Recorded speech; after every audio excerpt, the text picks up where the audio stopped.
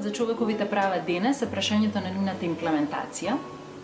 Покрај тоа што се зголемува бројот на чинители кои преземаат одговорност за спроведувањето на човековите права, денес покрај судовите имаме независни органи, невладини организации, разни меѓународни агенции за мониторинг или следење, сепак постои голема нееднаквост во нивната имплементација, еден голем диспаритет на глобално ниво. И ова е така затоа што секако имплементацијата на човековите права зависи во голема мера од историјата, економијата, културата, меѓутоа ова прашање на нееднаквост во комбинација со неразвиеноста останува да постои како голем предизвик. Обично богатството се врзува со силни институции, а тие се врзуваат со подобри резултати во спроведувањето на човековите права.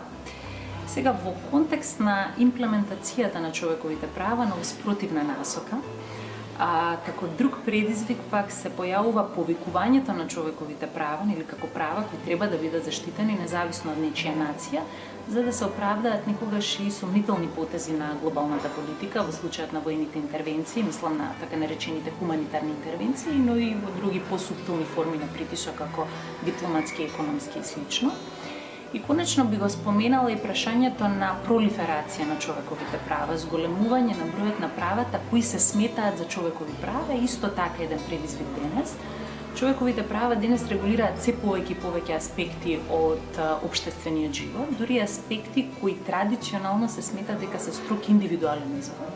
И овде лежат опасности за личната автономија, но исто така не само за личната, но опасности за политичката автономија. Например, во Соединетите Американски држави не може да постојат ограничувања за оние политички пари, придонеси кои се даваат за политички партии, кандидати за државни функции, затоа што се смета дека спаѓаат во слобода на изразување. Значи, овие придонеси се сега формулирани, видени како фундаментално човеково право на слобода на изразување и ова носи големи опасности за демократијата.